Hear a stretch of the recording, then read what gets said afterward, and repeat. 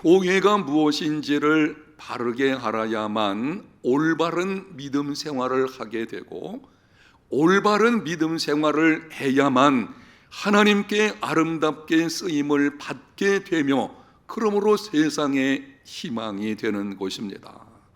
교회가 무엇입니까? 그동안 몇 가지를 여러분들에게 말씀드렸고, 오늘 계속해서 한 가지 더 말씀드립니다. 교회는 세상으로부터 부름을 받은 하나님의 백성들의 모임이며, 동시에 세상으로 보냄을 받은 공동체입니다. 영상에 있는 말씀을 여러분의 기억을 돕기 위해서 한번 같이 읽어보겠습니다. 교회는 세상으로부터 부름을 받은 하나님의 백성들의 모임이며, 동시에 세상으로 보냄을 받은 공동체이다. 교회라고 하는 말의 헬라어는 에클레시아입니다. 밖으로 라고 하는 뜻을 가진 에크라고 하는 전치사와 부르다 라는 의미를 가지고 있는 동사 칼레오의 합성어입니다. 이 말을 합해서 이런 뜻을 가지고 있어요. 하나님의 은혜로 말미암아 세상 밖으로, 세상으로부터 부름을 받은 공동체가 바로 교회입니다. 또한 교회는 세상으로 보냄을 받은 공동체입니다. 오늘 본문에 보게 되면 부활하신 예수님께서 제자들을 찾아오셔서 말씀을 하셨습니다. 21절입니다. 예수께서 또 이르시되 너희에게 평강이 있을지어다. 아버지께서 나를 보내신 것 같이 나도 너희를 보내노라. 예수님의 말씀은 분명합니다. 우리가 듣기에 명확합니다. 모든 그리스도인에게, 그리고 교회에 주님께서 주시는 말씀, 아버지께서 나를 보내신 것 같이 나도 너희를 보내노라. 교회는 세상으로 보냄을 받은 공동체입니다. 교회가 무엇인지, 그리스도인이 어떤 사람들인지 한 번은 예수님께서 이렇게 말씀하셨습니다. 마태복음 5장 13절과 14절입니다. 너희는 세상의 소금이니 소금이 만일 그 맛을 잃으면 무엇으로 짜게 하리요? 후에는 아무 쓸데없어 다만 밖에 버려져 사람에게 밟힐 뿐이니라. 너희는 세상의 빛이라 산 위에 있는 동네가 숨겨지지 못할 것이요. 너희는 세상의 소금이요, 너희는 세상의 빛이라.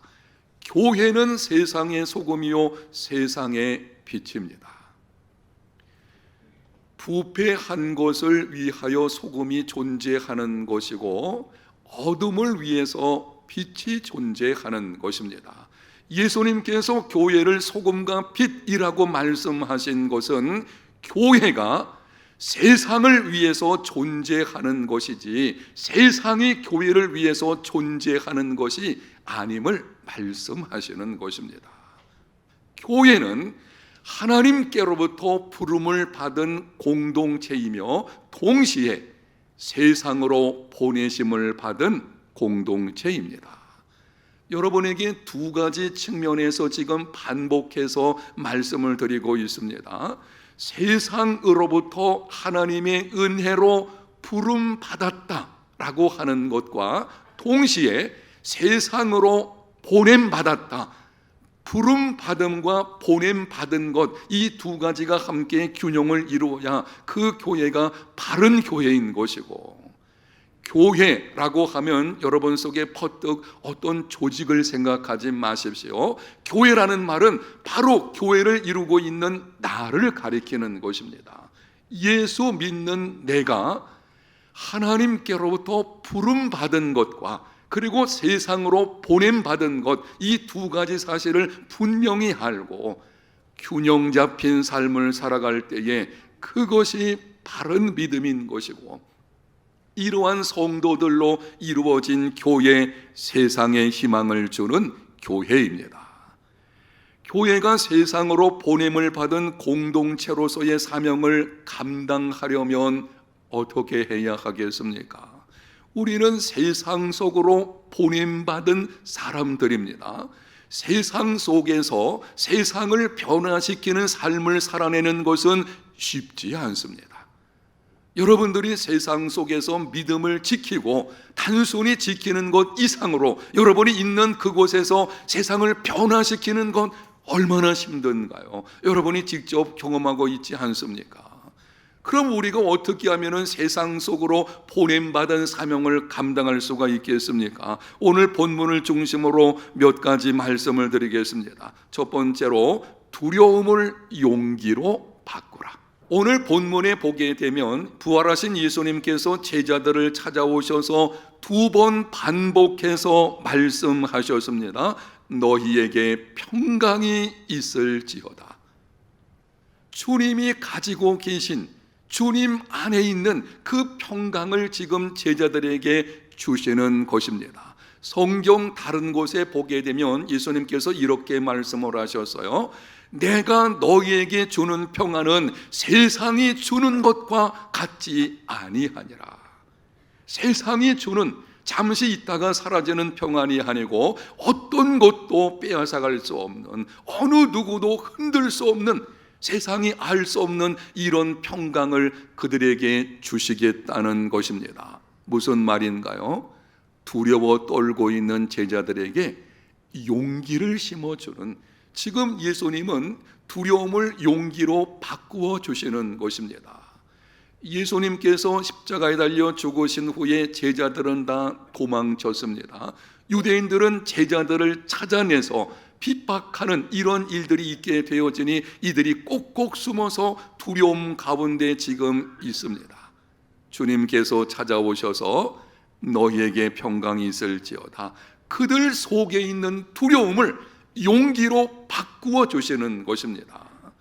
세상으로 보냄을 받은 사명을 감당하는 데 있어서 찾아오는 장애물 중에 하나는 두려움입니다.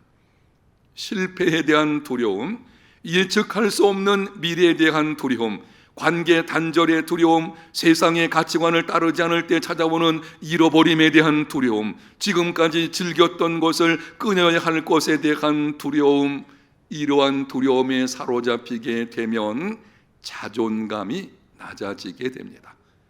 주어진 일에 집중할 수 없습니다. 영적 전쟁에서 뒤로 후퇴하게 됩니다. 이미 주어진 승리의 전쟁에서 패배를 경험하는 불행한 그리스도인의 삶이 이루어지게 되는 것입니다. 세상으로 보냄을 받은 사명을 감당하려면 두려움을 용기로 바꾸어야 합니다. 오래전 상영된 명량이라는 영화를 보게 되면 국가의 존망이 걸린 절체절명의 상황에서 이순신 장군이 이렇게 말합니다. 지금 독버섯처럼 퍼져 있는 두려움이 문제다. 만일 그 두려움을 용기로 바꿀 수만 있다면 그 용기는 100배, 1000배 큰 용기로 증폭되어 나타날 것이다.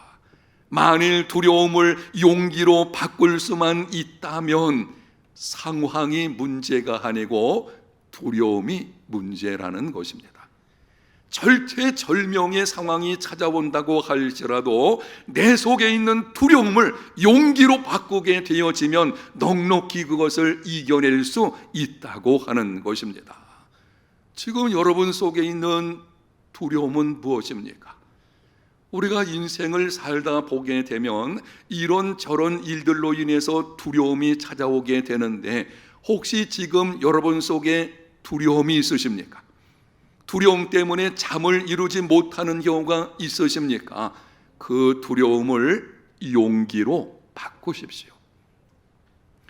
두려움을 용기로 바꾸려면 어떻게 해야 되는지 여러분에게 몇 가지 권면의 말씀을 드릴 것입니다. 내 속에 있는 두려움, 어떤 문제로 인해서 찾아온 나로 하여금 힘겨운 인생을 살게 만드는 이 두려움을 이겨낼 수 있는 방법, 다른 것이 아니고 예수 믿는 여러분에게 부활하신 예수님께서 지금도 함께 하심을 확신하십시오. 그리고 함께 하시는 예수님께서 주시는 말씀을 기억하십시오. 너희에게 평강이 있을지어다. 그리고 믿음으로 그 말씀을 붙들고 주님의 평강이 여러분의 마음과 삶을 주관하게 하십시오. 이 모든 일에 성령의 도우심을 구하십시오. 두려움이 변해서 용기가 되고 그 용기가 세상으로 보냄을 받은 사명을 등이 감당하게 할 것입니다. 두 번째는 영혼을 구원하는 일이 세상에서 가장 가치 있는 일임을 알라. 21절 말씀을 보겠습니다. 예수께서 또 이르시되 너희에게 평강이 있을지어다. 아버지께서 나를 보내신 것 같이 나도 너희를 세상에 보내노라. 예수님께서 제자들을 오늘날 우리들에게 주시는 말씀이에요. 우리들을 세상으로 보내시면서 하시는 말씀이 아버지께서 나를 보내신 것 같이, 이것이 우리가 보냄받은 것에 대한 근거입니다. 아버지 하나님께서 독생자 예수를 이 땅에 보내신 것, 그리고 독생자 예수 그리스도께서 아버지 하나님께 온전히 순종하신 것, 바로 이것이 우리가 보냄받은 것에 대한 근거입니다. 여러분, 예수님은 근본 하나님의 본체이십니다. 성자 하나님이십니다. 그럼에도 하나님과 동등됨 취할 것으로 여기지 아니하시고 자기를 비워 종의 형체를 가지셨습니다. 율법을 제정하신 분이 율법 아래에 복종하셨습니다. 천지 만물을 아버지 하나님께 창조하신 분께서 피조물의 몸을 입으셨습니다. 죄가 없으신 분임에도 죄인의 모양으로 십자가에 달려 죽으셨습니다. 예수님께서 이렇게까지 하시는 이유가 무엇입니까? 조금만 우리가 좀 생각해 볼 필요가 있어요. 아니, 아버지 하나님께서 독생자 예수 그리스도를 이 땅에 보내신 이유, 그리고 예수 그리스도께서 자신을 십자가 죽음에 내어주시기까지 완전히 복종하신 이유가 무엇입니까? 죄와 죄의 비참으로 사망에 처해 있는 우리들을 구원하시기 위한 것입니다. 잃어버린 영혼을 구원하시려는 것입니다. 잃어버린 영혼을 구원하는 것은 하나님의 아들이 이 땅에 오셔서 자기 몸을 십자가에 내어주시기까지 할 만큼 가치가 있는 것입니다. 가치는 얼마만큼 희생이 치루어졌느냐에 달려 있는 것입니다. 쉽게 얻은 것은요, 별로 가치가 없어요. 쉽게 여러분이 많은 재물을 얻었다고 하면 그 재물 그리 가치 없는 것입니다. 내가 정말 땀 흘려 수고해서 얻은 것, 그거는 작은 것이라도 소중하지요. 잃어버린 영혼을 구원하는 것이 얼마나 가치가 있는가 하면 천지 만물을 창조하신 성자 하나님께서 그 일을 위해서 자기 목숨을 내어주셨거든요. 그만큼 가치가 있는 것입니다. 아주 오래전에 제가 서울 서대문교회에서 부목사로 사역할 때의 일입니다.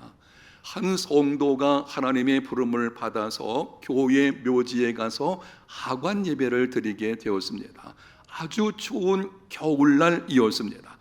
예배를 드리고 나서 취토를 하게 되는데, 제가 삽을 들어가지고 취토를 하려는 순간 갑자기 생각이 들기를, 그때 그 충격이 제가 굉장히 인상적이어서 지금도 기억이 나는 것입니다.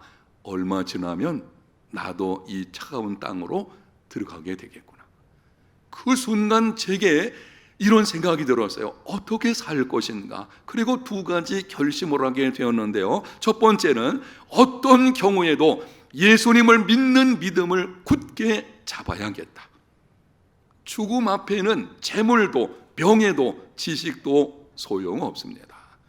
큰 소리 치며 살던 사람도 죽음 앞에는 말이 없습니다. 한 번 죽는 것은 사람에게 정해진 것입니다. 언젠가는 우리에게 죽음이 찾아오게 될 것입니다. 그날의 소망은 오직 예수님을 믿는 믿음뿐입니다. 수많은 장례식을 인도할 때마다 제가 깨닫고 그리고 설교하는 내용이 바로 여기 있어요. 예수 믿는 믿음만이 죽음 앞에는 소망입니다. 아멘. 죽음 앞에 내가 그동안 인생에 많은 재물을 모아놨던 거, 그게 무슨 소용이 있겠어요? 수많은 업적을 쌓아놓았다고 한들 죽음이 찾아오게 되면 그것이 나를 죽음에서 구원해 줄 수 없습니다. 죽음 앞에 오직 소망은 예수 믿는 믿음뿐입니다. 주 예수를 믿으시고 그 믿음을 굳게 붙잡으십시오. 두 번째는 내 인생을 정말 가치 있는 일에 투자해야 되겠다. 얼마 후에 내 몸이 그 땅으로, 차가운 그곳으로 들어간다고 생각하니 인생은 쉽게 아주 빨리 지나가는 것이거든요.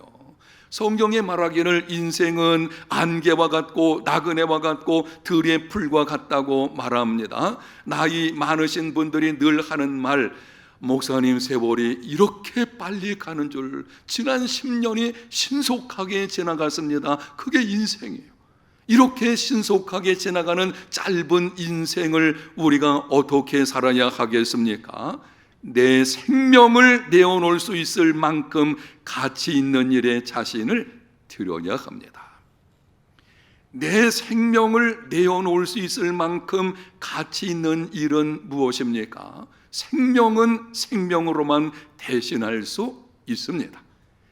잃어버린 영혼을 구원하는 생명 사역만이 나의 생명을 내어놓을 수 있을 만큼 가치가 있는 것입니다. 사랑하는 성도 여러분, 예수 그리스도의 이름으로 여러분에게 권면합니다. 재물에 목숨 걸지 마십시오.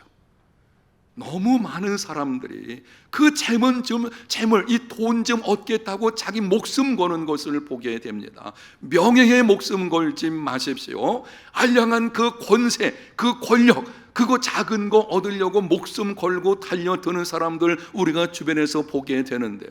우리는 그런 삶의 모습이 되어서는 안 될 것입니다. 자존심에 목숨 걸지 마십시오. 우리의 목숨은 그런 것에 내어줄 만큼 하찮지 않습니다. 예수 믿는 저와 여러분의 생명, 우리의 목숨은 천하보다 귀한 것임을 알고 이 귀한 생명, 우리의 인생을 정말 가치 있는 일에 투자하는 삶이 되시기를 축복합니다.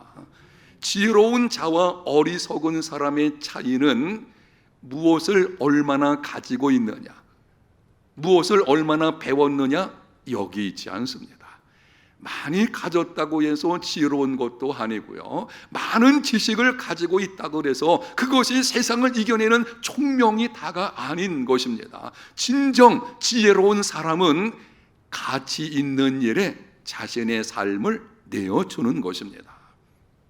사람을 살리고 사람을 키우고 사람을 세우는 생명사역, 그것이 가장 가치 있는 일임을 알고 여러분의 재물, 여러분의 몸, 여러분의 시간, 이 모든 것들을 거기에 좀 투자할 수 있는, 이제부터는, 지금까지는 내가 어떤 모습으로 살아왔든지 이제부터는 우리가 가치 있는 일에 자신을 내어줄 수 있는 믿음의 삶이 다 되시기를 바랍니다.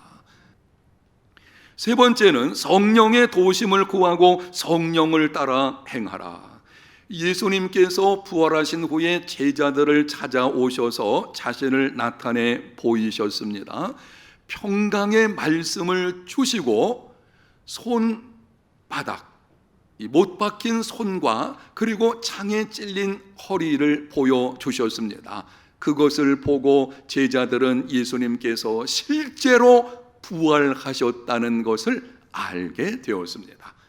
두려움이 변해서 이제는 기쁨이 되었습니다. 예수님이 죽으신 것 때문에 낙심하고 두려움 가운데 있었는데, 예수님이 찾아오셨는데 단지 영으로 오신 것이 아니고 실제로 몸을 가지고 그리고 보여주시면서 그때 제자들이 알게 된 것입니다. 예수님께서 부활하셨구나. 그런데 이후 제자들의 행적을 보면 다시 물고기를 잡으러 갔습니다. 부활하신 예수님을 만나고 그분의 입술을 통해 나오는 말씀을 듣고, 그렇다면 그 부활의 기쁨이 그들 속에 있었다고 하면 삶의 변화가 좀 있어야 되지 않겠습니까? 그런데 이전 삶으로 돌아가 버렸습니다.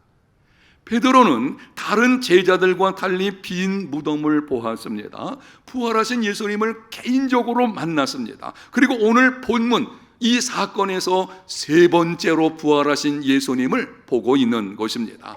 그렇다면 다른 제자들을 권면해서라도 우리가 함께 모여서 기도하고 이제는 부활의 증인이 되자, 여러분 그렇게 해야 되지 않겠습니까? 그런데 베드로가 제일 먼저 하는 말이 나는 물고기 잡으러 가노라. 다른 제자들도 함께 고기를 잡으러 가버렸습니다. 어떻게 그럴 수가 있습니까? 성령의 능력을 체험하지 못했기 때문입니다. 귀로 듣고 눈으로 보고 손으로 만졌다고 해서 복음의 사명을 감당하게 되는 것이 아닙니다. 우리는 들어서 알고 때로는 실제로 내가 어떤 특별한 경험을 했을 때 그것이 전부로 생각하는 경우가 있는데요, 아니에요. 그것이 나로 하여금 복음의 증인의 사명을 능히 감당케 하는 것이 아닙니다. 성령께서 임하셔야만 역사적 사건이 신앙의 사건으로 바꾸어지고 생명을 바치는 증인이 될 수 있습니다. 성령이 역사가 있어야만 세상으로 보냄받은 사명을 능히 감당할 수가 있습니다. 그래서 예수님께서 오늘 이어서 이렇게 말씀을 하십니다. 이 말씀을 하시고 그들을 향해서 숨을 내쉬며 이르시되 성령을 받으라. 무엇을 받으라고 하시는가요? 성령을 받으라. 이렇게 말씀하시는 것입니다. 지금 너희들 단계로는 안 된다. 너희들이 3년 동안 제자 훈련 받고 내가 죽고 부활한 것을 듣고 보고 그래서 너희들 속에 기쁨이 있는 것 같지만 그것만 가지고 되는 것이 아니라는 것입니다. 성령께서 임하시게 되고 성령의 능력을 받아야만 그때 너희들이 세상으로 보냄받은 사명을 감당할 수 있다고 말씀하시는 것입니다. 이후에 오순절에 성령께서 임하시게 되었고 제자들은 성령의 충만과 성령의 권능을 받게 되었습니다. 그리고서는 세상 속으로 나가서 복음으로 담대하게 세상을 뒤엎는 위대한 사람들이 되어진 것입니다. 성령께서 여러분 가운데 임하시도록 성령의 능력을 예수 믿는 여러분 안에 성령께서 이미 함께 하십니다. 그 함께 하시는 성령께서 내 삶에 일하시도록 그분에게 내어드리고 간구하십시오. 예수님께서 이렇게 말씀하셨습니다. 누가복음 11장 13절 너희가 악할지라도 좋은 것을 자식에게 줄 알거든 하물며 너희 하늘아버지께서 구하는 자에게 성령을 주시지 않겠느냐 하시니라. 주님의 말씀을 다시 들어보십시오. 하물며 너희 하늘 아버지께서 구하는 자에게 성령을 주시지 않겠느냐. 구하면 성령께서 일을 행하십니다. 아멘. 분명한 믿음이 있어야 돼요. 저는 성령께서 일하심으로 복음의 위대한 역사가 일어난다는 이 사실이 너무 감사한 거예요. 내 힘으로 된다면은 나같이 부족하고 연약한 사람이 뭘 할 수가 있겠습니까? 한계가 분명한데요. 성령이 역사하시면 나의 한계를 뛰어넘는 하나님의 능력의 역사가 나타나게 되는 것입니다. 성령의 임재하심을 간구하십시오. 그리고 성령께서 일하실 수 있도록 여러분 자신을 그분에게 내어 드리십시오. 그리하면 예수 그리스도의 죽으심과 부활의 진리가 나의 것이 되어질 것이고 범사의 성령을 따라 행하게 되면 성령의 도우심으로 말미암아 세상 속에서 보냄받은 사명을 감당하는 그리스도인의 삶이 이루어지게 될 것입니다. 이러한 믿음의 삶 저와 여러분들이 다 되시기를 예수님 이름으로 축복합니다.